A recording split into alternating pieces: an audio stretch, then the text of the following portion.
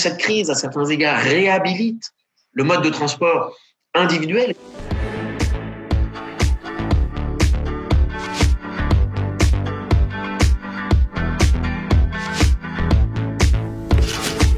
Je me définirais comme un historien de l'automobilisme, c'est-à-dire des usages, de l'impact social, culturel, politique, patrimonial également, de ce mode de transport qui est bien plus qu'un simple mode technique.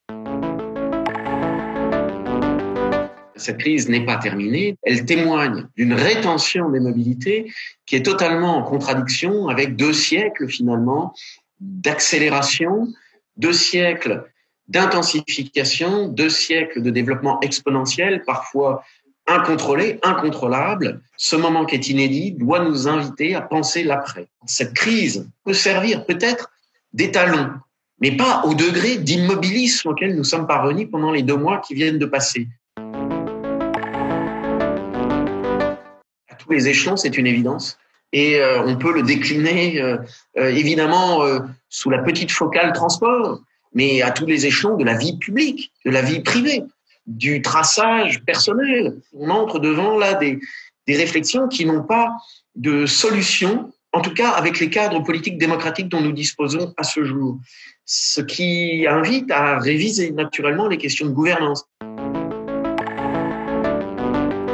Il n'y a pas de pronostic absolu sur la question. Ce que l'on constate, c'est aussi sous la pression de la simple vie quotidienne, eh bien, un retour à des pratiques peut-être pas très vertueuses à l'aune de la transition écologique. Ceci pose évidemment problème. Le retour à la normale n'a pas toutes les garanties de soutenabilité. Les possibilités d'action sont également très faibles, à moins de prolonger, de proroger un état absolument exceptionnel où l'autorité devient autoritaire. Mais là, c'est une vraie nouveauté, une vraie rupture dans l'équilibre démocratique et social de nos sociétés.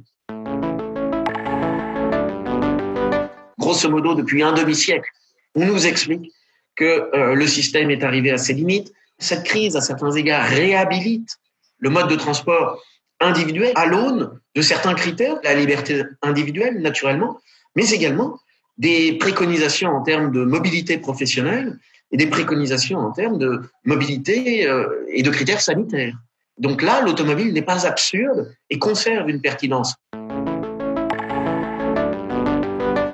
C'est une négation absolue de ce rêve automobile qui se fait jour au début du XXe siècle et qui se fait jour de façon universelle au début du XXe siècle. C'est-à-dire que l'usage H24 d'un véhicule disparaît avec un véhicule autonome qui impose un traçage, qui impose une économie assurantielle et un écosystème qui est extrêmement régulé.